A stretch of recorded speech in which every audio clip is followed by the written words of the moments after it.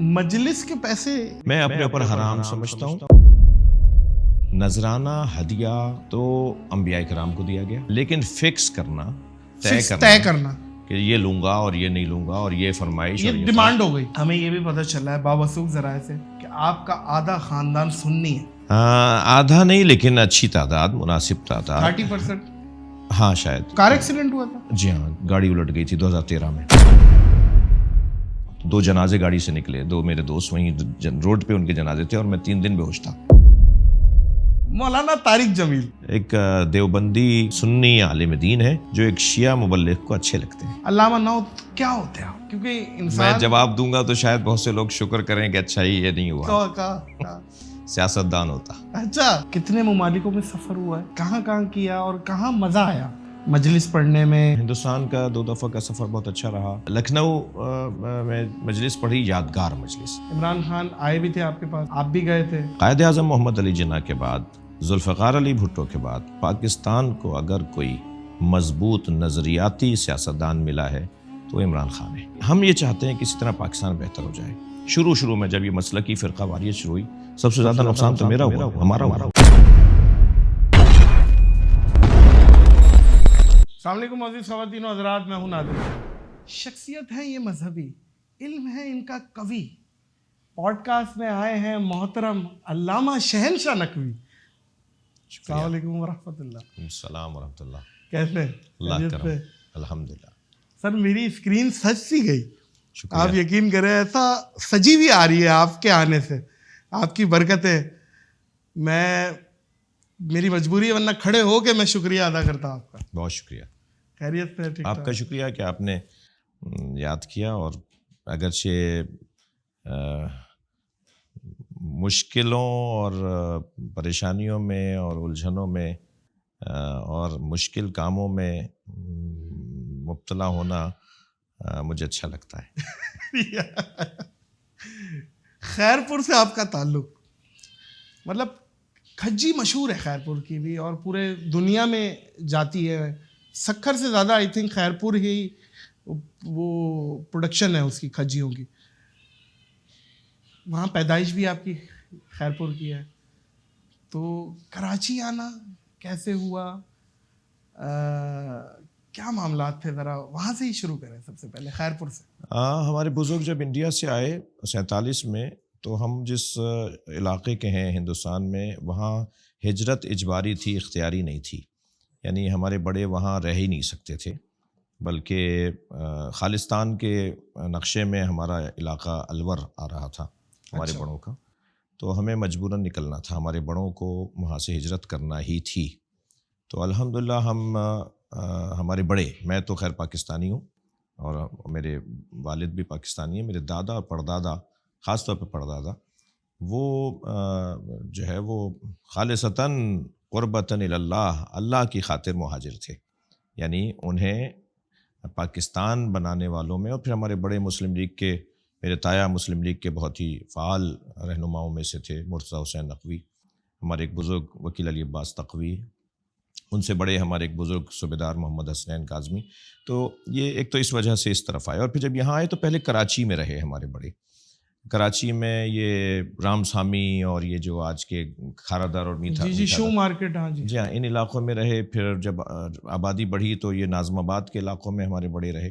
مگر کیونکہ ہمارے بزرگوں کو زمیندارے کا اور ایک جس طرح کہہ لیں نا کہ ایک پورا لوگ ہوں کہ جن کے ساتھ زندگی گزاری جائے، برادری سسٹم ہو، تو پھر ہمارے بڑوں نے اپنی برادری کے لوگوں کو ڈھونڈ کر جمع کیا. اور خیرپور، نواب شاہ، جھمپیر، حیدرآباد، کراچی، یہ 4-5 سینٹر بنے ہماری برادری، ہمارے بڑوں کی برادری کے. سعادات الور ہماری برادری ہے. تو خیرپور میں زیادہ رہے، کوئی 600-700 گھر تھے ہمارے، اور اب بھی ہیں. تو خیرپور چلے گئے. 600-700 گھر؟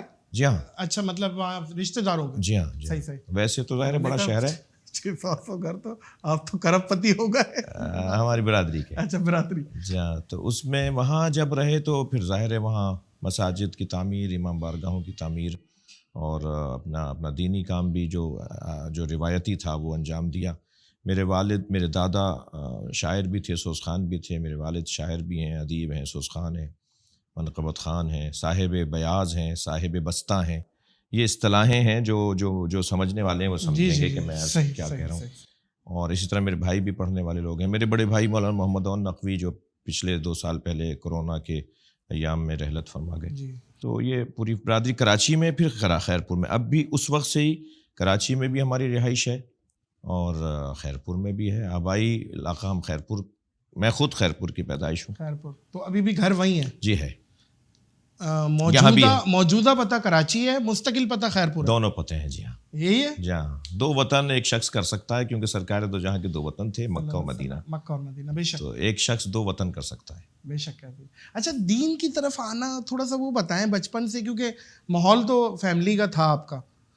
تو سب سے پہلے آپ کے دماغ میں کب آیا کہ میں نے کام کرنا ہے؟ ایک تو میرے والد، دیکھیں میں ایک صاحب کہنے لگے، ایک شخصیت کہنے لگی کہ بھائی یہ تو پیدائشی مولوی ہے. کیونکہ بہت چھوٹا سا تھا، کوئی عالم دین خطاب کر رہا ہے تو آگے جا کے بیٹھنا، غور سے سننا، ان کی باتوں کا اثر لینا، اس پہ جا کے عمل کرنا، یہ شاید 5-6 سال کی عمر سے ایک قدرتی طور پہ میرے اندر. اچھا. جی ہاں. نماز میں فجر میں، اب 5 سال کا بچہ اگر فجر کی نماز میں اندھیری گلیوں سے گزر کے مسجد جائے گا اور اس فکر کے بغیر کہ کوئی میرے ساتھ نہیں ہے اور میں بس پہنچوں کسی طرح، اذان شروع ہو گئی ہے، تو یہ کتنا شاید مشکل ہے. لیکن الحمدللہ اس وقت سے یہ کیفیت تھی. تو وہ ایک بزرگ تھے ہمارے، خورشید حسین تقوی صاحب، امین صاحب کے فرزند، وہ مجھے کہا کرتے تھے کہ یہ پیدائشی مولوی ہے. تو ایک تو ماحول ایسا تھا. پھر والد میرے چاہتے تھے کہ میں مدرسے میں جاؤں اور مدرسے کی تعلیم حاصل کروں. پھر 7 سال کی عمر تھی کہ انقلاب اسلامی ایران بپا ہو گیا. آیت اللہ خمینی نے ایک اسلامی انقلاب کو پیش کیا. تو میں خواب دیکھتا ہوں کہ آیت اللہ خمینی پاکستان آئے ہیں اور ایک خطاب کر رہے ہیں، اور خطاب میں مجمع ہے ان کو دیکھنے کے لیے ایک جمع غفیر ہے، اور میں وہی عادتاً آگے آ کے بیٹھتا ہوں ان کے ممبر کے نیچے، جہاں وہ خطاب کر رہے ہیں اس کے نیچے آ کے بیٹھ جاتا ہوں. خطاب کے درمیان انہوں نے کچھ دیر کے لیے سانس لیا، کچھ رکے، کوئی نعرہ لگا، کچھ بات ہوئی، تو میں نے ایک دم آواز دے کے کہا کہ حضور مجھے کچھ عطا کریں. تو انہوں نے ایسے اپنے منہ سے 2 سرخ پتھر نکالے اور وہ مجھے دے دیے انہوں نے. صحیح. اب یہ خواب تمام ہو جاتا ہے اور میں انتظار میں ہوں کہ جی سارا دن گزرے. تو جو مغرب کی نماز پڑھانے ہمارے مولانا تشریف لاتے تھے، غلام حسین رضوی صاحب مرحوم، ان کا انتظار ہو رہا ہے، کیونکہ بہت روحانی اور بہت اللہ کے ولی اور متقی پرہیزگار صاحب تقوی عالم دین تھے. تو ان سے میں نے پوچھا کہ ایسے میں نے خواب دیکھا ہے، اس کی تعبیر کیا ہے؟ تو 7 سال کا تھا، انہوں نے ایسے مجھے لپٹایا اور مجھے کہا تم عالم دین بنو گے. اگرچہ میں اپنے آپ کو عالم دین نہیں، طالب علم سمجھتا ہوں. ماشاءاللہ. تو وہ ایک تو ان باتوں سے کچھ حوصلہ ملنے لگا، اور بالآخر مدرسے چلے گئے، اور یہ ہوا جو اب نظر آ رہا ہے. دنیا نے دیکھا. ماشاءاللہ آپ صفحہ اول کے ماشاءاللہ اس ٹائم تشیعوں کو ریپرزینٹ کر رہے ہیں، اور اللہ تعالیٰ آپ کو استقامت دے. آپ مجھے آپ کی سب سے اچھی بات یہی لگتی ہے کہ آپ اتحاد امت کا درس دیتے ہیں، اور آپ مولانا طارق جمیل سے بھی ملتے ہیں، آپ بہت سارے الگ الگ فرقوں کے اکابرین سے ملتے ہیں. مولانا سے ہی شروع کریں. مولانا طارق جمیل، ان کی شخصیت سے کیسے لگے آپ؟ ظاہر ہے پہلے متاثر ہوئے تو جا کے آپ ملیں کہ یار مجھے اچھے لگے ہو، تو وہ کیا تھا، کیا معاملہ، اور ملاقات کیسی رہی؟ اسباب بتائیں. انہوں نے بلایا تھا، آپ گئے تھے، کیا تھا معاملہ؟ نادر علی، میں یہ آپ سے بہت واضح طور پہ کہوں کہ ہم 1400 سال بعد کے مسلمان ہیں.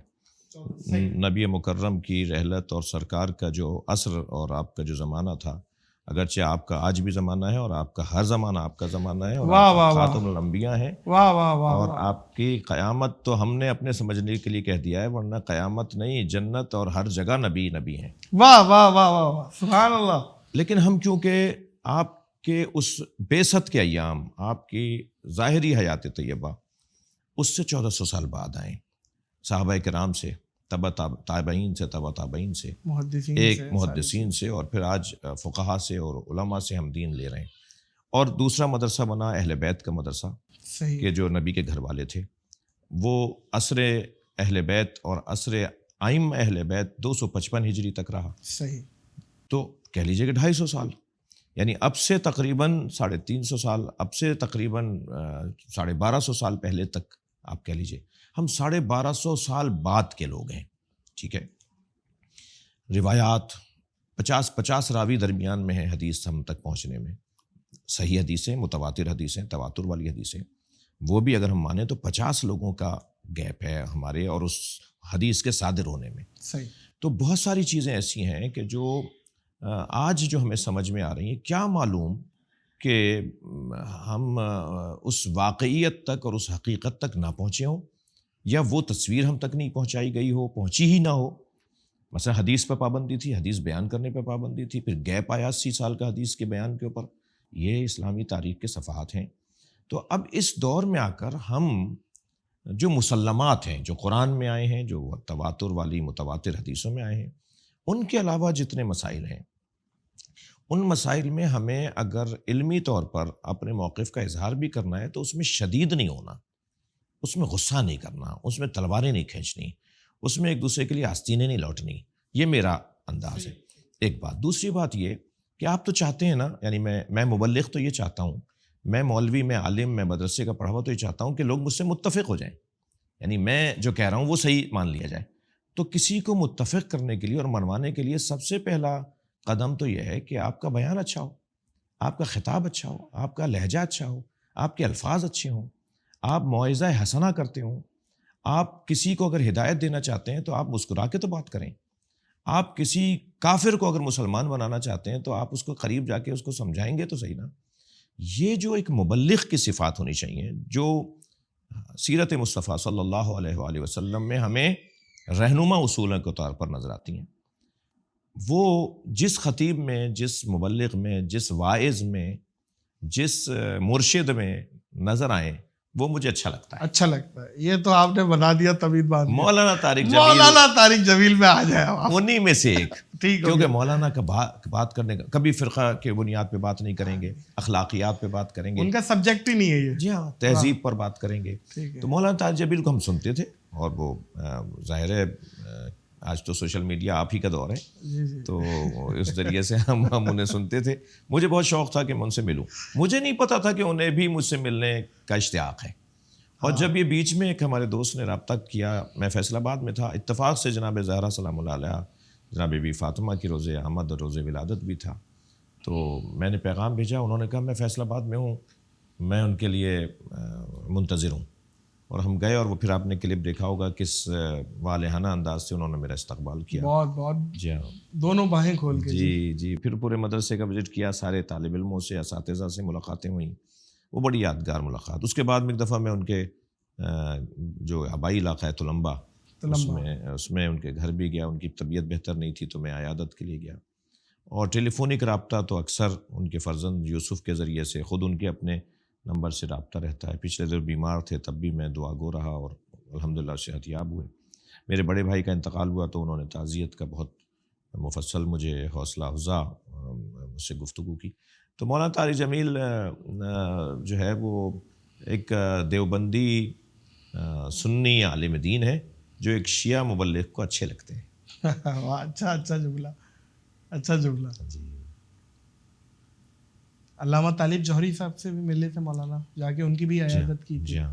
اور مولانا کا بھی یہ خاصہ ہے کہ مولانا محفل والے تو ہیں. وہ اکثر جتنی نشستیں ہماری لگی ہیں مولانا کے ساتھ تو ہم اجازت لینی پڑتی ہے، مولانا بس جانے دے، اب تو کافی ٹائم ہو گئے، ورنہ وہ بولتے ہیں بیٹھو سناؤ. کیا بات ہے. اچھا مولانا سے چلتے ہیں تھوڑا سا آگے، خان صاحب تک پہنچتے ہیں. عمران خان آئے بھی تھے آپ کے پاس، آپ بھی گئے تھے. ان کی ملاقات، ان کی شخصیت سے آپ کیا متاثر ہیں، کیا ہے، کیا پولیٹیکل ویوز رکھتے ہیں، وہ بھی ذرا سا بتا دیں. خان صاحب سے کیسی ملاقات رہی اور کیا بولا؟ نادر، یہ تو آپ جان لیجئے کہ خیرپور کا ہو اور سیاست کی شد بد نہ رکھتا ہوں کیونکہ خیرپور سٹی تو 8 کلومیٹر اور 10 کلومیٹر سے زیادہ بڑا نہیں ہے، مگر شہر وہ خیر رقبے کے حساب سے کراچی سے بڑا ہے. رقبہ اس کا 3 گھنٹے بھی آپ سفر کرتے رہیں خیرپور ختم نہیں ہوتا. ٹھیک ہو گیا. ہندوستان کا بارڈر لگتا ہے اور کتنا بڑا. اچھا. جی ہاں. تو خیر، پیر صاحب پگارا کا شہر ہے، غوث علی شاہ صاحب کا شہر ہے، قائم علی شاہ صاحب کا شہر ہے، پرویز شاہ صاحب کا شہر ہے، جاوید شاہ صاحب کا شہر ہے، نفیسہ شاہ کا شہر ہے. ایک لمبی لسٹ بنے گی. پیر صاحب کے دونوں بیٹے، بڑے پیر صاحب کے دونوں بیٹے بڑے سیاستدان، منظور وسان صاحب کا شہر ہے، نواب وسان صاحب کا شہر ہے. ایک لمبی لسٹ بنتی ہے جو پاکستان میں بڑے سیاستدان ہو. تو میرے اپنے گھر میں میرے تایا سیاستدان تھے، میرے والد سیاستدان. تو پاکستان پیپلز پارٹی سے ہمارے بڑوں کا تعلق رہا، بہت مضبوط تعلق رہا، اب بھی ہے. صحیح. میرے والد قائم علی شاہ صاحب اور میرے تایا ایک عرصے تک غوث علی شاہ صاحب کے ساتھ رہے. پھر جب مسلم لیگ کے مسائل ہوئے اور غوث علی شاہ صاحب خود ملک سے باہر تشریف لے گئے تو پاکستان پیپلز پارٹی سے انہوں نے اپنا تعلق، اور مضبوط لوگ، مضبوط فیملی. پرویز علی شاہ صاحب جن کا انتقال ہوا، وزیر بھی تھے اور بہت اسکاؤٹ کے چیف تھے پاکستان کے، وہ میرے والد کے بچپن کے دوستوں میں سے. تو مجموعی طور پہ سیاست کی شدبت اور سیاست، میرے بزرگ تھے چودھری سید ساجد حسین زیدی، سینیٹر تھے وہ پاکستان مسلم لیگ فنکشنل کی طرف سے. تو بڑی سطح پہ بھی شخصیات ہماری فیملی کی گئیں. تو یہ تو بات طے ہے کہ تھوڑی بہت تو سمجھ ہے کہ سیاست کیا ہے. تو خان صاحب کی جہاں تک بات ہے تو میں آپ سے خان کے بارے میں 2 جملے ضرور کہوں گا. ایک تو یہ کہ قائد اعظم محمد علی جناح کے بعد، ذوالفقار علی بھٹو کے بعد پاکستان کو اگر کوئی مضبوط نظریاتی سیاستدان ملا ہے تو عمران خان ہے. دوسرا جملہ میرا یہ ہے خان کے حوالے سے کہ خان اس وقت، عمران خان کوئی سیاسی لیڈر نہیں ہے بلکہ ایک نظریہ ہے. عمران خان اس وقت ایک نظریہ ہے. کیسے؟ وہ پی ٹی آئی کی بات کم اور کرپشن کی بات، میرٹ کی بات، عام عوام کے لیے ایک قانون اور خواص کے لیے ایک قانون، اور غریبوں کے لیے یہ اور امیروں کے لیے یہ طبقاتی نظام کے خلاف بات کرنا. اس کے علاوہ جو مسائل اس ملک کے ہیں اور اس ملک کے مسائل کو حل کرنے کے حوالے سے جو تھیوری ان کے پاس ہے، جو نظریہ اور ویژن ان کے پاس ہے، وہ اوروں کے پاس بھی ہوں گے، اچھی چیزیں ہیں سب کے پاس، مگر خان جیسی باتیں مجھے نظر نہیں آتی. صحیح. تو بہت واضح ہے. اس کا ہرگز یہ مطلب نہیں ہے کہ پیپلز پارٹی کے جو دوست آج کا ہمارا یہ انٹرویو دیکھیں وہ ناراض نہ ہو جائیں. اس کا یہ ہرگز مطلب نہیں ہے کہ ایسا تاثر نہ چلا جائے پیپلز پارٹی کے دوستوں کو کہ علامہ صاحب کو ٹکٹ مل چکا ہے شاید. میں ٹکٹ بانٹنے والوں میں سے ہوں. اچھا، ٹکٹ بانٹنے، یعنی میں یہ بات واضح رہے، میرے ہی اپنے 2 مصرے ہیں، میں تھوڑا بہت شعر بھی کہہ لیتا ہوں. تو میرے ہی اپنے 2 مصرے ہیں کہ سرمے طور لگا دیدہ تر پیدا کر، ہاں جی، شوق دیدار اگر ہے تو نظر پیدا کر، زینہ ممبر شبیر سے بڑھ کر کیا ہے، مل گیا تجھ کو شرف اس پہ نشر پیدا کر. میں جس کرسی پہ بیٹھ، یہ میں نے خان سے بھی کہا، میں نے کہا یہ ہرگز ذہن میں نہ لائیے گا کہ میں کوئی چیز آپ سے خواہش ظاہر کرنے آیا ہوں. میں جس کرسی پہ بیٹھتا ہوں اس سے اونچی کرسی ہے ہی نہیں. میں ممبر پہ بیٹھتا ہوں اور ممبر شبیہ ہے ممبر مصطفیٰ صلی اللہ علیہ وسلم. ہم جس اونچی کرسی پہ بیٹھتے ہیں اسے اونچی کرسی نہیں، تو ہمیں آپ سے آپ کوئی سینیٹر شپ چاہیے نہ کوئی ممبر. ہاں، ہم فقیروں سے دوستی کر لو، گر سکھا دیں گے بادشاہی کے. ہمارا تو یہ ہے کہ اگر مثلا میں نے خان کو مولا علی کا وہ خط دیا جو حکمرانوں کے نام مولا علی نے لکھا کہ حاکم کو کیسا ہونا چاہیے. ہم تو یہ چاہتے ہیں پاکستان اچھا ہو جائے. واللہ میں شرعی قسم کھا رہا ہوں، غلط بیانی پہ 3 روزے کفارے کے واجب ہو جائیں گے میرے اوپر. میں شرعی طور پہ ہم تصور بھی نہیں کر سکتے، خلوص کے ساتھ ضرورت بھی نہیں ہے بتانے کی. جی بالکل، کہ ہم یہ چاہتے ہیں کسی طرح پاکستان بہتر ہو جائے. سب سے زیادہ مسلکی بنیاد پر اگر نقصان ہوا ہے، اب تو بعد میں تو سب کا ہی ہوا، شروع میں جب یہ مسلکی فرقہ واریت شروع ہوئی سب سے زیادہ نقصان تو ہمارا ہوا. ہمارے ڈاکٹر مارے گئے، ہمارے انجینئر مارے گئے. تماشا دیکھتے رہے اس ملک کے ذمہ دار بیٹھے ہوئے. آزاد چھوڑ دیا جنونیوں کو، آزاد چھوڑ دیا انہوں نے، جس کو چاہیں ماریں اور جس کو چاہیں کافر و مشرک بول کے ختم کر دیں. کیا یہ طریقہ؟ یہ پاکستان ہے. یہی لوگ دبئی میں جا کے سیدھے ہو جاتے ہیں، یہی لوگ جا کے امریکہ میں سیدھے ہو جاتے ہیں. پاکستان میں آتے ہیں تو ایک دوسرے کو مارتے ہیں. تو اس ملک کو کون سنبھالے گا؟ اس ملک کو اگر کوئی سنبھالنے کی بات کر رہا ہو اور میرٹ کی بات کر رہا ہو، اگر اہلیت اور قابلیت کی بات کر رہا ہو تو ہمیں اچھا لگنا چاہیے. تو میں آخری بات خان کے حوالے سے، ہم شیعہ عدل و انصاف کے منتظر ہیں. امام مہدی کا تصور ہمارے ہاں سب سے پہلا تصور توحید کا ہے، دوسرا بعثت مصطفیٰ صلی اللہ علیہ وسلم کا ہے، تیسرا ولایت علی بن ابی طالب کا ہے، چوتھا عزاداری امام حسین کا ہے، اور پانچواں تصور ہم شیعوں کا ہے مہدویت کا. یعنی اگر شیعوں کا نصاب زندگی جاننا چاہیں گے تو یہ 5 چیزیں، شیعہ خلاصہ ہوتا ہے ان 5 چیزوں میں. تو پانچواں ہے تصور مہدویت. تصور مہدویت کا مطلب یہ ہے کہ ہم انصاف کے منتظر ہیں، ہم عدل کے منتظر ہیں. ہم چاہتے ہیں پوری دنیا میں عدل و انصاف ہو جائے. تو ہم پوری دنیا میں تو چاہتے ہیں، پاکستان میں جو بات کر رہا ہوں ہم اس کا ساتھ دینے کو تیار نہیں ہیں. کم سے کم اس کی بات تو سنی جائے, اس کی گفتگو کو. طریقہ, روش, انداز, اسٹائل, کون انہیں لایا تھا, آج یہ انہی کے مخالف ہیں جو لائے تھے. تو بھائی ایسا ہوتا ہے, فرعون کی گود میں موسیٰ بھی پلتا ہے. ایسا بھی ممکن ہے, ایسا بھی ہو سکے کہ اگر سب کو ہی کوئی لاتا تھا تو ان کو بھی کوئی لایا تھا. تو اگر بھائی دیکھیں کون ہے معصوم, تو انبیاء کرام, ہمارے عقیدے کے مطابق ائمہ اہل بیت معصوم کتنے لوگ ہوں گے؟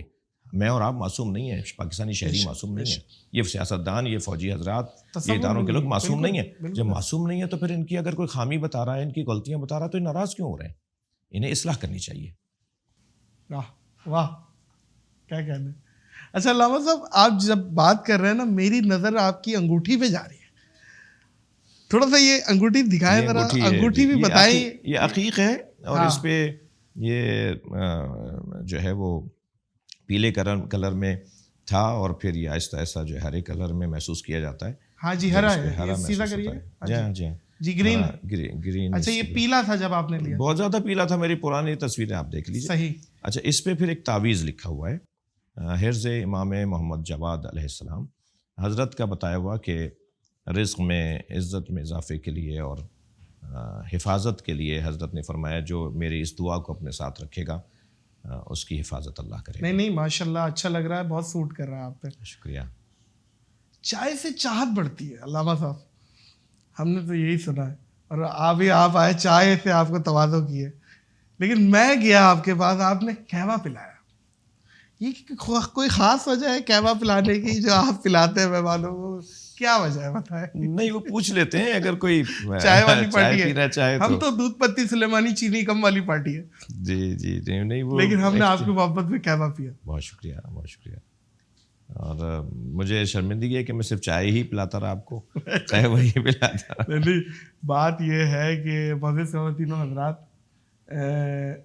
علامہ صاحب کے ساتھ تقریباً 2.5 گھنٹے ہم بیٹھے, تقریباً 2 سے 2.5 گھنٹے, اور وہ علمی خزانہ جتنا مجھے مل گیا وہ کسی دمبا کڑائی سے کم نہیں ہے جی, میں یہ سمجھتا ہوں. واہ, کیا کہنے ہیں آپ کے. اچھا علامہ صاحب, ہمیں یہ بھی پتہ چلا ہے باوثوق ذرائع سے کہ آپ کا آدھا خاندان سنی ہے. آدھا نہیں, لیکن اچھی تعداد, مناسب تعداد. 30%. ہاں شاید 30% سنی ہے. ہاں, خاندان نہیں, میرا ننیال خاندان ہی ہوا علامہ صاحب, وہ کوئی پرایت نہیں, خاندان ہی ہوا. بلکہ نہیں, میرے بہت قریبی رشتہ دار ہیں. ننیال تو بڑا قریبی ہوتا ہے معاملہ. جی بالکل, بلکہ وہ ایک محاورہ بھی ہے کہ گھٹنے پیٹ کی طرف مڑتے ہیں, تو ننیال ہی کو کہا جاتا ہے پیٹ. تو پیٹ تو ننیال سے جڑا ہوا ہے, ننیال سے پیٹ جڑا. آپ کی والدہ, میری والدہ کے 5 ماموں, نہیں میری والدہ شیعہ, جی میرے نانا شیعہ تھے, میری نانی شیعہ تھیں. مگر میری نانی کے بھائی جو تھے, میری والدہ کے سارے ماموں, وہ 5 بھائی تھے میری نانی کے, اور وہ 5 میں ایک بھائی ان کے شیعہ تھے, باقی اہل سنت تھے. بلکہ میں ان کے اولاد میں ایک بہت مشہور نام ہے, اگر پرانے لوگ جو ہمیں سن رہے ہوں گے, Tanveer Ahmed Naqvi, KMC king of KMC لقب دیا تھا انہیں اس وقت کے وزیر اعلیٰ نے. پوری KMC وہی سنبھالتے تھے, سینئر ڈائریکٹر تھے جب فاروق ستار صاحب میئر تھے, اس وقت کی بات کر رہا ہوں. اور بہت مضبوط آفیسر تھے. کراچی, وہ پورا کراچی سنبھالتے تھے ایک وقت میں, ایسا تھا. اور شاید بڑے بڑے وزیر بلدیہ اور یہ سب ان کو اپنے ساتھ رکھتے تھے, اور ایک ماحول تھا. وہ اہل سنت سے تھے, ان کے بچے اہل سنت, ان کی, اور اسی طرح ان کے اور بھائی بھی, ان کے تقریباً. تو اب تو خیر ماحول کچھ اور ہے, لیکن ایک اچھی تعداد ہمارے اہل سنت ہمارے عزیزوں میں ابھی بھی ہیں. بلکہ میں آپ سے عرض کروں, جو میرے سببی یا نسبی رشتہ دار نہیں ہیں سنی جو میرے سببی اور نسبی رشتہ دار ہیں, جیسے جن کی طرف ہم اشارہ کر رہے ہیں, جو نہیں ہیں, جو سنی ہیں, وہ بھی میرے رشتہ دار ہیں. میں اہل سنت کو رشتہ داروں سے زیادہ اپنی جان کہتا ہوں. جی جان کہتے ہیں, یہ آپ کا جملہ, آپ اتحاد امت کے دائی ہے جی. نہیں, ایسا ہوتا ہے نادر, کبھی کبھی تو ایئرپورٹ پہ میں کہیں سے گزر رہا ہوں اور کسی بچے نے مجھے دیکھا کہ میں گزر رہا ہوں, تو وہ دور سے اس کیسے پہنچے مجھ تک, تو دور سے آواز دیتا ہے انا سنی, تو میں کہتا ہوں اب تم آ جاؤ, پہلے تم ملو. تو بہت زیادہ ہم نے زیادہ حد تک ان مسائل کو لے لیا. علمی اختلافات تھے اور عقائد کے اختلافات تھے, جو سگے بھائیوں میں بھی ہوتے ہیں. صحیح. تو اس کو ایک نفرتوں کی حد تک لے جائیں, پیار دیں. اچھا اگر میں چاہتا ہوں, مثلا میں کیا چاہتا ہوں بھائی شہنشاہ حسین نقوی کیا چاہتے ہو, تو میں یہ چاہتا ہوں کہ لوگوں کو مولا علی سے آشنا کروں, مولا امام حسین علیہ السلام سے, کربلا سے آشنا کروں. واہ. تو مجھے جب ان سے آشنا کرنا ہے تو میں سامنے والے کو پہلے آمادہ تو کروں کہ میری بات سنے, اور کسی کو آمادہ کرنے کے لیے مسکرا کے دیکھنا پہلا قدم ہے. ہمارے یہاں تو عالم یہ ہے کہ ایسا چہرہ بگڑا ہوا ہوتا ہے جیسے چھٹا جہاز ڈوبا ہو. جی یہ تو بات ہی کرنے کو تیار نہیں ہے, سلام کا جواب نہیں دیتے, سلام کریں تو منہ موڑ لیتے ہیں. یہ میرے ساتھ ہوتا ہے, میں بڑھ کر سلام کرتا ہوں, بہت سے دوستوں کو تو ایسے ہو جاتے ہیں, سارے دنیا تو شہنشاہ حسین نقوی کو جان رہی ہے, تم نہیں جانتے ہو کہ, مگر نہیں, وہ ایسے جیسے جانتے نہیں. اللہ ان کو ہدایت دے, اللہ مجھے بھی ہدایت پر باقی رکھے. لیکن میں یہ کہتا ہوں کہ یہ جو مثلا میں شیعہ حیثیت سے, ظاہر ہے مجھے اس پہ فخر ہے کہ میں شیعہ ہوں, مگر مجھے کسی سنی سے نفرت نہیں کرنی. مجھے اس پر بھی اعزاز اور افتخار حاصل ہے کہ میں کسی سنی سے نفرت نہیں کرتا. علمی اختلاف ہونا چاہیے, وہ ایک الگ چیز ہے, لیکن عقیدے تو مولانا بھی کہتے ہیں ایک بنیان کے مانند ہے جو اندر ہے, اور بظاہر تو محبت ہے جی, اور اللہ اور اللہ کے رسول کی محبت, اور کم از کم ہم کامن ٹرمز پہ تو بات کر سکتے ہیں جو ہمارے آپ کے درمیان متفق ہے. جی, اس پہ تو بات کی جا سکتی ہے نا یار. اور کچھ لوگ یہ شادی کے بھی بڑے مسائل, اس پہ آپ پوائنٹ آف ویو بھی دیتے ہیں, شادی کے مسائل پہ بھی بڑا وہ کرتے ہیں کہ لڑکا سنی, لڑکی شیعہ, لڑکی شیعہ, لڑکی سنی, لڑکا شیعہ, یہ کیا مسائل اس پہ آپ؟ بھائی مسئلے یہ ہیں کہ جیسے ایک پٹھان کی سندھی سے شادی اور سندھی کی مثال بلوچی سے شادی, یہ ہمارے یہاں رائج نہیں ہے. رائج نہ ہونا اور ہے, مگر کیا یہ پٹھان کی سندھی سے شادی شرعن حرام ہے؟ سوال ہی پیدا نہیں, رائج نہیں ہے, روایات نہیں ہے, طریقہ نہیں ہے, ہمارے ہوتا نہیں ہے یہ والی باتیں. اور کیوں نہیں ہوتا؟ کیونکہ ظاہر دونوں کی ثقافتیں علیحدہ ہیں, دونوں کا رہن سہن, دونوں کے طریقہ زندگی, دونوں کی ترجیحات مختلف ہیں, کہ آگے جا کے بچے الجھیں گے, لڑیں گے, ماں باپ پھر فیصلے کروائیں گے بیٹھ کر, اور ہو سکتا ہے ماں باپ کے فیصلے سے پہلے اپنا ہی کوئی فیصلہ سنا دیں. تو اس لیے معمولاً ایسا نہیں ہوتا. لیکن اہل کتاب سے شادی ہو سکتی ہے, تو کلمہ گو سے شادی کیوں نہیں ہو سکتی؟ جی, تو یہ تو میں سمجھتا ہوں کہ اب ایک صاحب آئے کہ جی وہ ایک صاحب نے کہا کہ جی وہ فلاں سے فلاں کی شادی نہیں ہو سکتی. میں نے کہا لکھوا کے لے آؤ ان سے. تو کہنے لگے کہ میں گیا تو انہوں نے کہا لکھ کے نہیں دوں گا. ارے بھائی یہ کیسا دین ہے جو لکھ کے مانگ رہے تھے؟ ہاں, تو لکھ کے دے دیجیے کہ یہ حرام ہے. جی ماشاء اللہ. اچھا کچھ ٹائم پہلے علامہ صاحب آپ کی مجلس پڑھنے میں پابندی لگی, اور وہ کلپ بھی ہم تک پتہ ہے آپ کو, کلپ پہنچا. علامہ صاحب ہم تو آپ کو, بہت شکریہ, ویور تو ہیں, ہم آپ کو سنتے ہیں, آپ ان میں سے ہیں جب ہم اسکرول کرتے ہیں یا کہیں بھی ٹی وی پہ کہیں بھی دیکھتے ہیں تو ہم رک جاتے ہیں. آپ کا جب چہرہ آتا ہے, کوشش ہوتی ہے کہ آپ کو سنیں کیا بول رہے ہیں, مستفید ہوں اس سے. تو جب وہ لگی پابندی تو آپ نے بھی ایک اس میں اپنا پوائنٹ آف ویو, اپنا ایک رد عمل تو دیا, اور بڑا پیچھے پرچہ بھی آپ نے پھینکا, اور بڑے اسٹائل سے, اور وہ میں دیکھ رہا ہوں. اور کچھ ہی گھنٹے گزرے تو وہ شخص معطل ہو گئے تھے, اور آپ اگلے دن پھر مجلس میں تھے.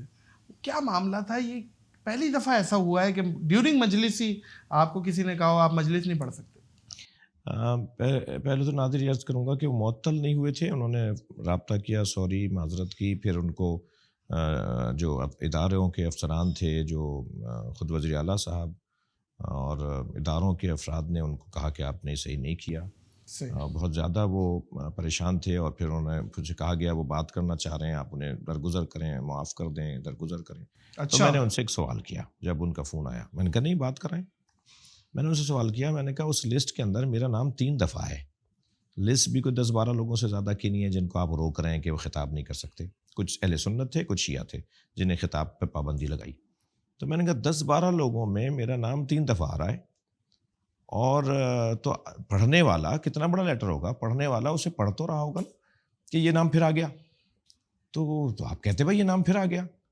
تو میں آپ سے ایک جنرل بات کروں کہ ہمارے یہ جو افسران ہیں نا, میں ان سے بھی آپ کے توسط سے انتہائی مؤدبانہ اور پیار سے اور محبت سے اور ایک ہدایت اور ایک سمجھانے کے انداز سے عرض کر رہا ہوں کہ ہمارے افسران کی جیسے نیپا ٹریننگ ہوتی ہے نا، ایسے ہمارے افسران کی ایک مذہبی ٹریننگ بھی ہو. ہمارے افسران کو پتا ہو کہ بریلویوں کا مزاج کیا ہے. اس ملک میں بریلوی رہتا ہے، اسے پتا ہو دیوبندیوں کا مزاج کیا ہے، اسے پتا ہے کہ پتا ہونا چاہیے کہ اہل حدیث کا مزاج کیا ہے، اسے پتا ہونا چاہیے شیعوں کا مزاج کیا ہے.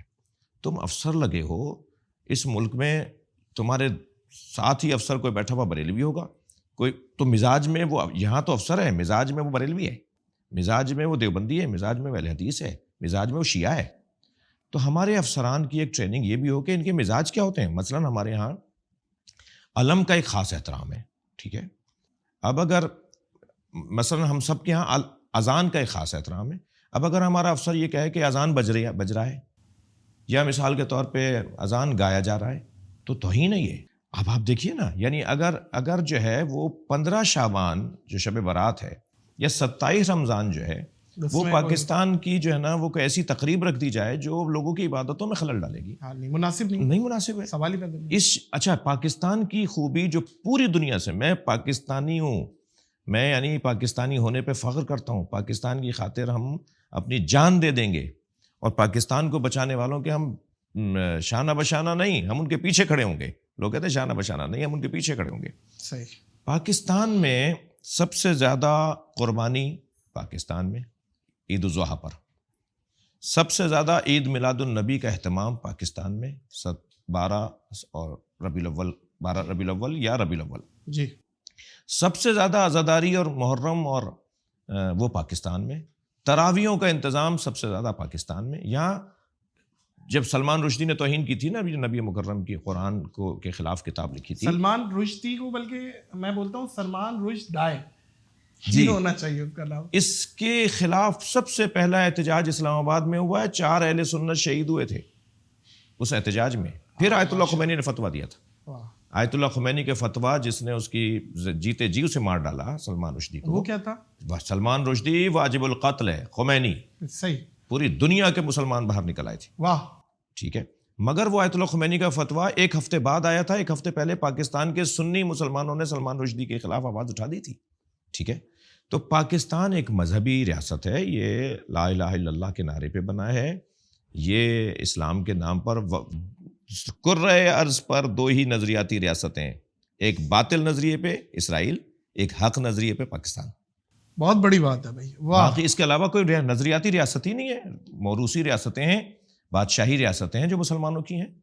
لیکن جو نظریاتی ریاست ہے جو بنائی اس بنیاد پہ کہ مسلمانوں کو ایک خطہ چاہیے. 2 قومی نظریے کیا تھے بھائی؟ بلکہ شاہ فیصل نے تو اسلام کا قلعہ بولا تھا پاکستان. جی. تو اب ایسے ملک کے اگر افسران کو پتہ ہی نہ ہو کہ عاشور کے دن کا کیا مزاج ہے، 12 ربیع الاول کا کیا مزاج ہے، 15 شعبان کا کیا مزاج ہے، تو درست فرما رہے ہیں. تو یہ تو ہو گیا. ہاں. اس کے بعد وہ انہوں نے، ان صاحب نے آپ سے معذرت کی. وہ پھر قصہ یہ ہوا کہ وہ انہوں نے لیٹر واپس لیا اور سوری کی، اور اس لیٹر میں خاص طور پہ لکھا کہ ہم سے کوتاہی ہوئی اور ہم نے توجہ نہیں کی، ایسا نہیں ہے. اچھا، کیونکہ اس وقت میں بھی، اور آپ کو پتہ ہے کہ پاکستان کے جو بڑے خطابات جہاں ہوتے ہیں، جہاں بڑے کراؤڈ، بڑے مجمع آتے ہیں، ان میں سے ایک مجمع، بڑے مجموعوں میں نہیں کہتا پاکستان کا سب سے پہلا، سب سے بڑا، لیکن ایک بڑا جو مجمع محرم میں ہوتا ہے، عشرہ ہوتا ہے، وہ نشتر پارک میں. نشتر پارک، جی جی. میں اس کا خطیب، وہاں میں خطاب کر رہا. 3 محرم کو لیٹر تھمایا جاتا ہے کہ جی آپ پہ پابندی ہے. تو ہم نے کہا ٹھیک ہے جی، میں تو وائلیشن نہیں کرنا چاہتا، میں تو پاکستانی شہری ہوں، کل سے نہیں پڑھیں گے. اچھا، وہ میں نے پھینکا نہیں تھا، وہ میں اس کو پکڑے بیٹھا رہا تھا، کیا وہ تقریر کر رہا تھا، تو میں نے اس کو پیچھے رکھا تھا. وہ جب رکھنے کا انداز شاید ایسا ہو گیا کہ وہ پھینک دیا. تاثر ایسا چلا گیا کہ علامہ صاحب نے کہا میں نے بات کر دی بھائی، ہونے والا ہے اس کا کام. ایسا تھا. تو یہ ہوا تھا جی. مگر اس میں ایک بات ضرور کہوں گا کہ اس کے بعد جو بعض لوگوں نے اس کو لیا کہ یہ شیعہ کے کہنے پر ہوا ہے، ایسا ہوا ہے، اور بڑی بڑی مسندوں پر اہل تشیع ہیں، اور یہ باتیں ہوئی تھی. آج تک ہم نے تو سوال نہیں کیا کہ صدر ہمیشہ سنی کیوں ہوتا ہے اور چیف ہمیشہ سنی کیوں ہوتا ہے. یہ بات ہم کرنے کے اہل ہی نہیں ہے، قائل ہی نہیں ہے. ہم تو میرٹ کی بات کرنے والے لوگ ہیں. قابلیت پہ جو بھی آئے، کوئی بھی ہو. ہاں، جو پاکستان کے آئین کے مطابق قادیانی نہیں ہو سکتا، غیر مسلم نہیں ہو سکتا، وہ ایک غلط ہے. لیکن دیوبندی کیوں ہو رہا ہے، بریلوی کیوں ہو رہا ہے؟ جب ڈاکٹر عارف علوی کو صدر بنایا جانے لگا تو ایک تحقیق ہونے لگی، علوی کیوں لگاتے ہیں ان کے نام سے، شیعہ تو نہیں. بھائی کیوں سوچتے ہو ایسا؟ ہم تو نہیں سوچتے یہ بات کہ وزیر اعلیٰ سنی کیوں ہے. تو میری گزارش آپ کے توسط سے ہوگی، تھوڑا دل بڑا کریں یہ پاکستان سنی شیعہ دونوں نے مل کے بنایا تھا, دونوں ہی صحیح چلا پائیں گے. سنی کا بھی ہے ملک, یہ شیعہ کا بھی ہے ملک. اچھا علامہ صاحب, کچھ عرصہ پہلے ایک افسوسناک خبر آپ کے گھر پہ آئی, ایک صدمہ آیا. کل نفس ذائقۃ الموت, اللہ کا وعدہ ہے, سب نے چکھنی ہے.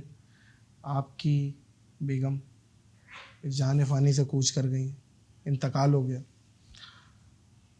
وہ کیا تھا معاملہ, تھوڑا سا اس کے بارے میں بتائیں, وہ کیسے تھا, کیسے انتقال ہوا؟ میری بڑی بیٹی, پہلی بیٹی کے ہونے میں ان کا وال, جو ہارٹ دل کا وال ہوتا ہے, AVR جو خون پھینکنے والا وال ہوتا ہے, وہ لیک ہو گیا تھا. اور ڈاکٹرز نے کہا کہ یہ آپریٹ ہوگا. پھر ان کا آپریشن ہوا. پھر وہ اس وال کے ساتھ ان کی باڈی نہیں جڑ رہی تھی, تو پھر پیس میکر لگا. جب سوری میں آپ کی بات کاٹ رہا ہوں, جب بچہ پیدا ہوا تھا اس کے بعد, اسی دوران کی بات ہے, ٹھیک ہے. پھر ایک بیبی, ایک بچہ اور ہمارے یہاں ہو سکتا تھا, الحمدللہ دوسری بیٹی بھی ہمیں ہوئی. مگر پھر اس آپریشن اور اس پیس میکر لگنے کے 15 سال کے بعد ان کی طبیعت بگڑنے لگی دوبارہ سے, اور آغا خان کراچی میں ان کا انتقال ہوا. میرا ان کے ساتھ زن و شوہر کا, میاں بیوی کا رشتہ تھا ہی, مگر وہ میری ایک بہترین معاون بھی تھیں. حافظہ قرآن تھیں, عالمہ تھیں, مدرسے سے باقاعدہ جامعہ سے پڑھی ہوئی تھیں, بلکہ نہ صرف پڑھی ہوئی تھیں بلکہ وہاں پڑھاتی تھیں فارغ و تحصیل ہونے کے بعد, اور ممتاز طالبات میں سے تھیں. اور اپنی بڑی بچی کو بھی انہوں نے حافظہ بنایا, جس بچی کے ہونے میں ان کی جی یہ پرابلم کریٹ ہوئی تھی. جی ہاں, وہ بچی آج الحمدللہ ڈاکٹر ہو رہی ہے. ماشاء اللہ. جی ہاں, تو وہ بہت, ایک دن وہ اندھیرے میں بیٹھی قرآن پڑھ رہی. اکثر وہ رات کو عبادت میں جب بیٹھتی تھی, تو وہ میں اٹھا, میں دیکھ رہا ہوں قرآن, تو میں نے کہا لائٹ جلا لیجیے. کہنا نہیں مجھے یاد ہے. تو وہ اس انداز کا ان کا تھا. غیبت کرنے پہ ہمارے پورے خاندان میں اس ٹائپ کے جو مسائل ہوتے ہیں ہر گھر میں, خواتین میں اور بچوں میں, تو وہ سب کو سمجھانا کہ نہیں اچھی بات نہیں ہے, لڑائیوں کو نمٹانا, ان کو صلاح صفائی کر. تو ایک بہترین معاون تھی.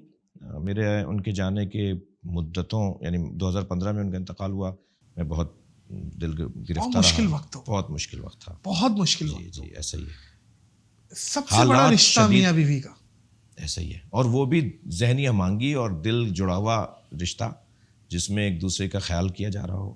میرا ایکسیڈنٹ ہوا, میں 3 مہینے تک بیڈ ریسٹ پہ تھا, اسٹک بیڈ ریسٹ تھا میرا, کیونکہ ہڈیاں ٹوٹی ہوئی تھیں. اچھا. تو نماز, طہارت سب بستر پہ ہوتے تھے. جی وہ کار ایکسیڈنٹ ہوا تھا. جی ہاں, گاڑی الٹ گئی تھی 2013 میں. 2 جنازے گاڑی سے نکلے, 2 میرے دوست وہیں روڈ پہ ان کے جنازے تھے, اور میں 3 دن بے ہوش تھا. مجھے تو ان کے جنازہ دفنانے کے بعد جب ہوش آیا تب بتایا یہ کیا اسٹوری ہے, یہ بھی ذرا سی بتائیں. ہمارے تھے نواب شاہ سے, اور کاٹھوڑ پر جب ہم پہنچے. مگر اس میں ایک اور بات بتاؤں, حادثہ ہونے سے 10 منٹ پہلے میں گاڑی رکواتا ہوں, اور میں کہتا ہوں پچھلی سیٹ پہ بیٹھوں گا. کوئی نہیں پوچھ رہا کہ جی آپ تو اچھے بیٹھے ہوئے ہیں, پچھلی سیٹ تو بہت آرام دہ نہیں. نارمل سی بات, انہوں نے کہا پیچھے بیٹھنا چاہ رہے ہیں, ٹھیک ہے, بیٹھ گیا.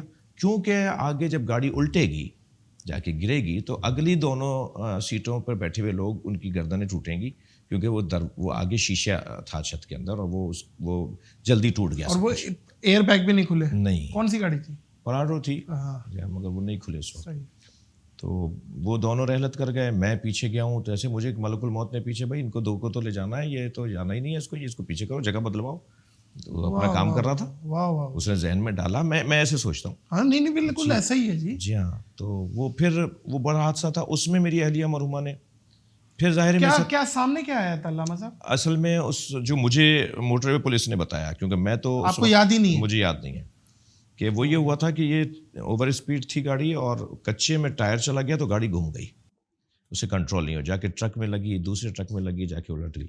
تو عجیب حادثہ تھا وہ. اس میں میری اہلیہ نے میرا بڑا ساتھ دیا, اور بہت زیادہ وہ میرے ہمراہ اس پریشانی میں رہیں. پھر کیونکہ میرا بچیوں کا ساتھ تھا, تو میں تو دکھ میں تھا, پریشانی میں تھا. میرے ساس سسر نے, میری مرحومہ اہلیہ کے والدین نے یہ کہنا شروع کیا کہ کسی کو گھر لے کر آؤ. تو میں نے کہا جی آپ لے کر آئیں جس کو لانا ہے. تو وہ میری اہلیہ کی کزن کو ہی, دوسری شادی پھر آپ کی, وہ بچوں کی خالہ, بچوں کی خالہ. واہ واہ. وہ پہلی جو آپ کی وائف تھی, وہ آپ کی پسند کی شادی تھی؟ میرے والدین کی پسند کی. والدین میری کی- صرف پسند یہ تھی کہ کسی عالمہ سے شادی یہ کروں. آپ کی خواہش تھی؟ جی میری خواہش یہ تھی, مگر وہ کون ہو یہ نہیں تھا میرے ذہن میں. اچھا, یہ آپ نے وہ ایک پک اینڈ چوز والا معاملہ نہیں رکھا ہوا تھا کہ میں پسند کروں گا اور یہ ہے نہیں, وہ والدین نے طے کیا. والدین. اچھا, پھر دوسری آپ کی شادی ہوئی, وہ میرے مرحومہ کے والدین نے طے کیا. انہوں نے طے کی, ان کی ہی خالہ جی بچے کی, تو وہ 2015 میں ہی ہوئی. 2016 میں.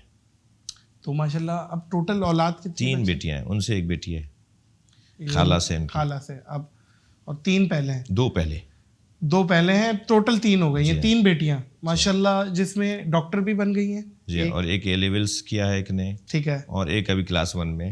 ایک کلاس 1 میں ابھی چھوٹی ہے ماشاء اللہ. اللہ تعالیٰ اس کے بھی نصیب اچھے کرے. اللہ آمین. اور علامہ صاحب, یہ پتہ ہے کیا ہے بات, یہ ہے کہ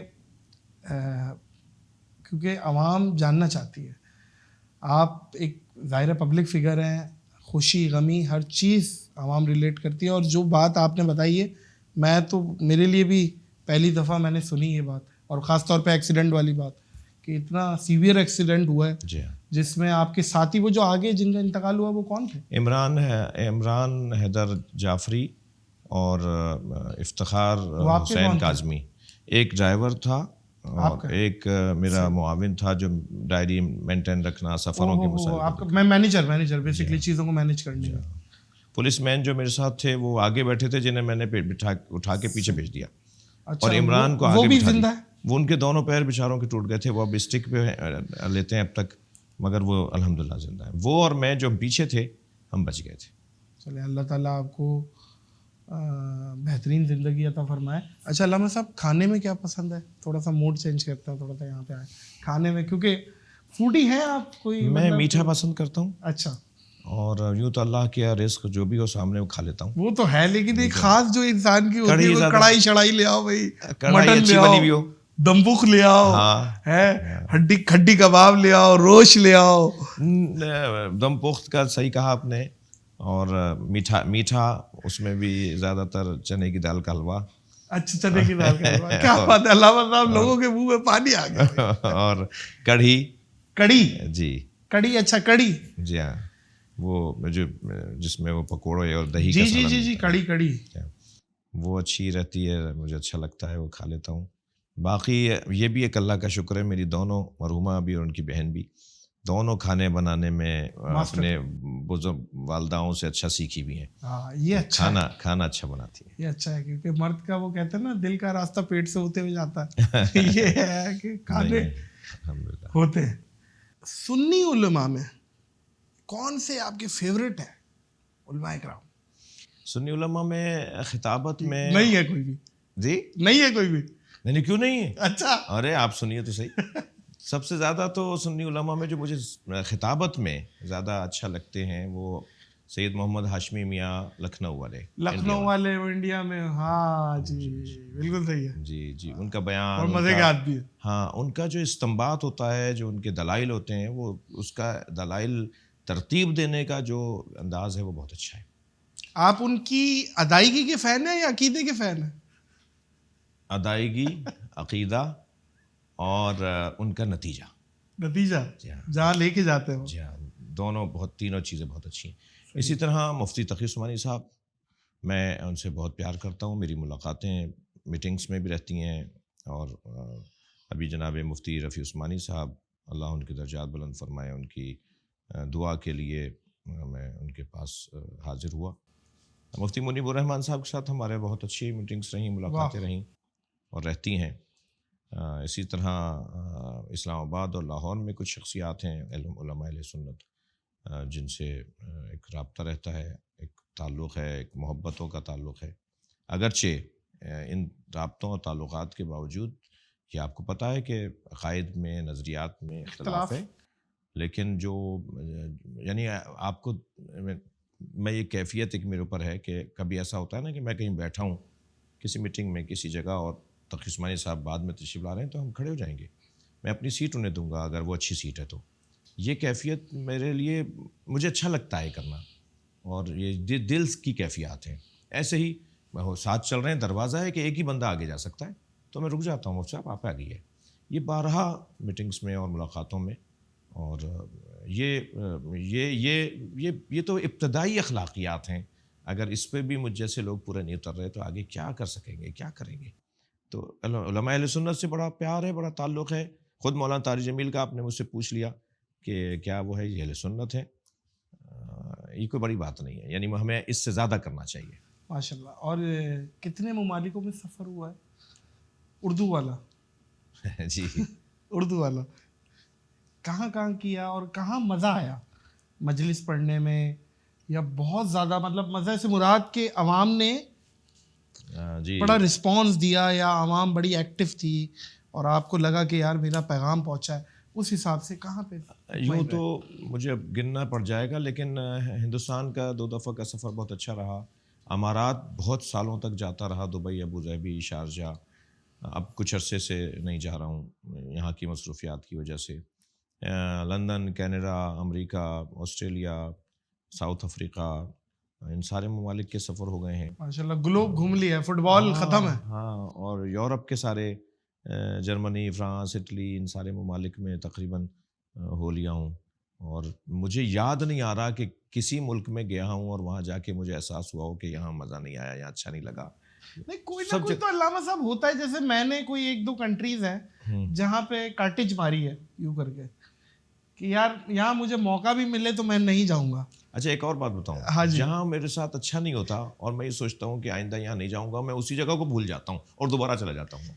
یہ ایک میرے اندر کمزوری ہے. یہ آپ کے اندر ہے. تو لیکن لکھنؤ میں مجلس پڑھی, یادگار مجلس, یوٹیوب پہ موجود ہے. عوام بھی وہاں پہ تو خیر جم غفیر. جی ہاں, آصف الدولہ کا بڑا امام باڑہ جو عجوبہ ہے, دنیا میں بڑے عجائبات میں سے ایک وہ عمارت ہے. اچھا, جو آصف الدولہ وہاں کے نواب, لکھنؤ اودھ کے نواب نے بنایا تھا. 30 ایکڑ پہ وہ امام بارگاہ ہے.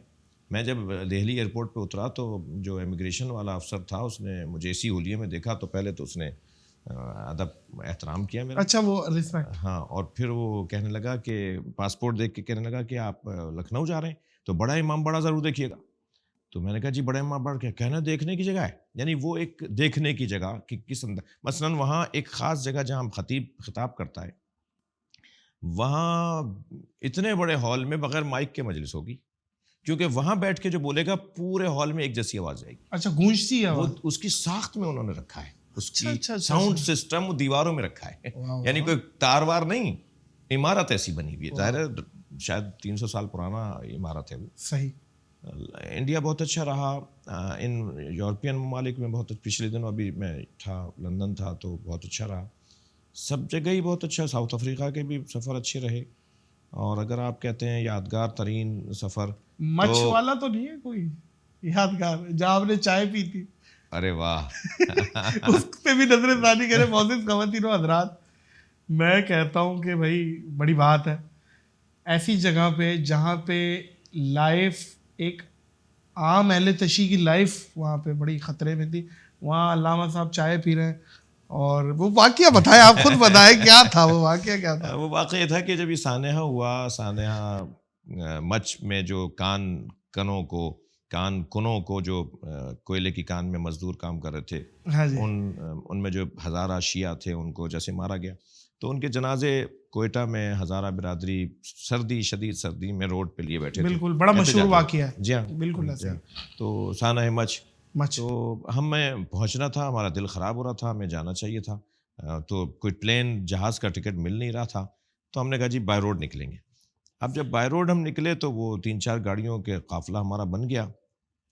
تو رستے میں ایک جگہ آیا کہ جی وہ ہم یہیں رکنے کا تھا کہ چائے پئیں, کہیں تھوڑی دیر استراحت کریں, کچھ گاڑیوں کو ذرا روک دیں.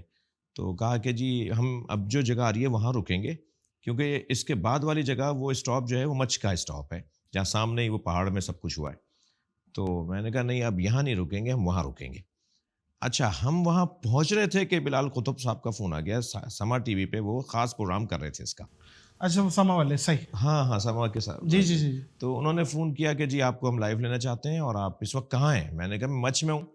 کہہ لیں مچ میں یا کوئٹہ میں؟ میں نے کہا نہیں, میں مچ میں جہاں سانحہ ہوا وہاں ہوں, اور چائے پی رہا ہوں وہیں بیٹھا ہوا کھڑا ہوا.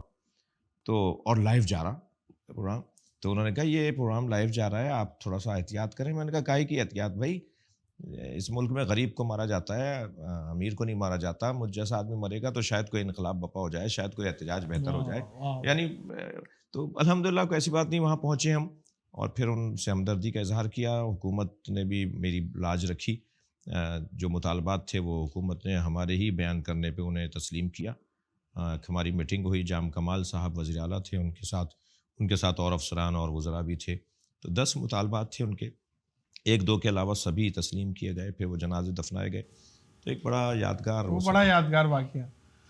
اچھا اگر علامہ صاحب ویسے تو چن لیے گئے ہیں، آپ نے پورا تمیز باندھ کے بتایا، اگر آپ نہ ہوتے، کس کا سوال ہے نا، علامہ نہ ہو تو کیا ہوتے آپ؟ کوئی ایسی ہے کوئی ڈومین جہاں آپ جا سکتے تھے، یا کوئی اور کوئی فیلڈ، کوئی معاملہ؟ کیونکہ انسان، میں جواب دوں گا تو شاید بہت سے لوگ شکر کریں کہ اچھا ہی یہ نہیں ہوا، سیاست دان ہوتا. اچھا سیاست میں تو ابھی بھی آپ بول رہے ہیں کہ ہمارا تو خون بہت ساری پابندیاں ہیں، بہت ساری ابھی اپنے اوپر لگائی ہوئی پابندی نہیں، صحیح. وہ والی پابندی نہیں، لیکن اپنے آپ کو روکتے ہیں کہ نہیں ہم اس حصے زیادہ نہیں جا سکتے آگے. صحیح. سیاست میں ہوتے انٹرسٹ ہے آپ کو؟ نہیں دیکھیں، ہاں کیوں نہیں، انٹرسٹ ہے، آپ پڑھتے ہیں. بالکل صحیح. اچھا اگر کھیل کے حساب سے پوچھوں کہ کون سا کھیل پسند ہے آپ کو؟ بیڈمنٹن میں نے بہت کھیلا، چڑیا بلہ، وہ ہاں چڑیا والا. جی ہاں صحیح ہے. اور اس سے بہت زیادہ بچپن میں کھیلا وہ، اور اس کھیل کی ترویج بھی اپنے دوستوں میں کی. اور فل باڈی ایکسرسائز ہے وہ. جی ہاں، بھاگ رہا ہے، دوڑ رہا ہے، اس کا نشانہ پکا ہو رہا ہے، ذہانت اس میں ذہانت ہے. اس میں یہ ہوتا ہے کہ جب وہ شٹل آ رہا ہوتا ہے، وہ چڑیا آ رہی ہوتی ہے، تو اب آپ کو دیکھنا ہے کہ آپ اگر بہت ہی معمولی سا اس کو جواب دیں گے تو یہ بالکل نیٹ کے ادھر جا کے گرے گی، اور یہ اس وقت وہاں ہے، یہ بھاگ کے نہیں آ سکتا یہاں تک. مثلاً جس کے ہاتھ میں آپ کا مخالف ہے، اس کے ہاتھ میں بلہ ہے، اس کے ہاتھ میں ریکٹ ہے، وہ بھاگتا ہوا یہاں تک نہیں آ پائے گا، اور یہ اس سے مس ہو جائے گی اور آپ کا پوائنٹ بڑھ جائے گا. تو اب آپ کو ذہانت بھی کہ اس کو کہاں سے گھمانا ہے کہ یہ یہاں آ کے گرے. اچھا بالکل برابر میں گرانا ہے یا اس طرف گرانا ہے کہ وہ ہے اس طرف، اس کو آپ نے اشارہ یوں کیا اور یوں گرا دیا تو وہ بھاگتا ہوا یہاں آئے گا اور پھر یہاں آئے گا. بڑا ٹیکنیک ہے، بڑا گیم ہے، ذہانت بھی ہے، بالکل ذہانت ہے. اچھا کرکٹ کو کیسا دیکھتے ہیں؟ کرکٹ ہے دلچسپ؟ میں پہلے سمجھتا تھا وقت کا ذیان ہے. یہ ہماری ویسے ایک علامہ صاحب، ہماری میڈم جو اسکول کی تھی نا، وہ بولتی تھی کیسا فضول گیم ہے، 2 بندے کھیل رہے ہیں، باقی 10 کھڑے ہوئے منہ دیکھ رہے بھاگ رہے ہیں ان کی خاطر. ہے تو بات ان کی دم ہے کہ جیسے فٹ بال میں سارے بھاگ رہے ہیں. تو لیکن میں کیا کروں کہ اس وقت جو کرکٹر میں اس سے پیار کر رہے ہیں کہیں وہ ناراض نہ ہو جائے، اور ہاں یہ بات ہے. لیکن ایک کھیل ہے، ایک تفریح ہے، ورزش تو بڑی ہے. آڈینس ہے علامہ صاحب، میں آپ کو بتاؤں، بڑی آڈینس ہے، بہت ڈائی ہارڈ فین ہے کرکٹ کے پاکستان. ایسا ہی ہے، ایسی آڈینس بہت ہے ان کی. اچھا پھر ہمارے یہاں کا ایک کامیاب، اور شاید ویسے تو ہمارا قومی کھیل ہاکی ہے، لیکن زیادہ جس پہ زور توجہ ہے وہ کرکٹ ہے، پوری دنیا کی سطح پر ایسے ہی ہے.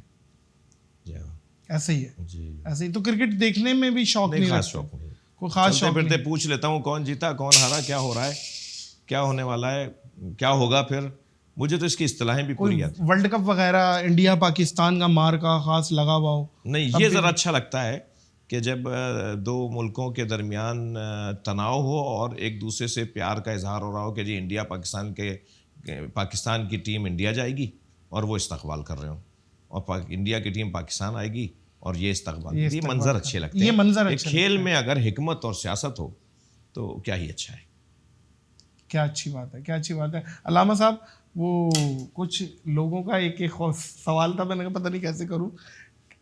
مجلس کے پیسے میں اپنے اوپر حرام سمجھتا ہوں. ہاں، اور نذرانہ ہدیہ تو انبیاء کرام کو دیا گیا، ٹھیک ہے، ائمہ اہل بیت کو دیا گیا، اور آج علماء کو، فقہا کو ہدیے دیے جاتے ہیں. لیکن آپ کہہ رہے ہیں میں اپنے اوپر حرام سمجھتا ہوں. لیکن فکس کرنا، طے کرنا کہ یہ لوں گا اور یہ نہیں لوں گا اور یہ فرمائش، یہ ڈیمانڈ ہو گئی، یہ غلط بات ہے. میں آپ کے توسط سے ہاتھ جوڑ کے تمام واعظین، ناصحین، خطباء، ذاکرین سے گزارش کروں گا کہ اپنی روحانیت میں، اپنی معنویت میں، اپنے تقویٰ میں، اپنے اللہ پہ توکل میں، آخرت اور قبر میں اجر و ثواب میں کمی نہ لے کر آئیں. یہیں پر معاملات کو طے کر کے کچھ چھوڑ دیجئے، قبر کے لیے بھی، آخرت کے لیے بھی. تو میں تو ہرگز میں آپ کے چینل کے توسط سے اعلان بھی کر رہا ہوں کہ کوئی ڈھونڈ کے لائیے کہ جس سے میں نے کہا ہو اب کہا جاتا ہے کہ یہ تھوڑی کہیں گے, ان کا سیکٹری کہتا ہے. تو میں ہاں یہ تو بھائی وہ سیکٹری کون ہے جس نے آج تک آپ سے بات کی ہے؟ میں شدید ناراض ہوتا ہوں اگر کوئی یہ بھی بتا دیتا ہے کہ مولانا یہ پسند کرتے ہیں, یہ کھائیں گے, ان کے کمرے میں 2 دن آپ کے یہاں رکیں گے, ان کے روم میں یہ چیزیں ہونی چاہیے. میں کہتا ہوں کیوں بتا رہے ہو ایسا؟ میں جاؤں گا وہاں دیکھوں گا, اگر نہیں ہوئی تو میں خود ہی کہہ دوں گا کہ یہ چیز بڑھا دیجیے, اور وہ دیکھوں گا یہ کر بھی سکتا ہے. بیچارہ غریب آدمی.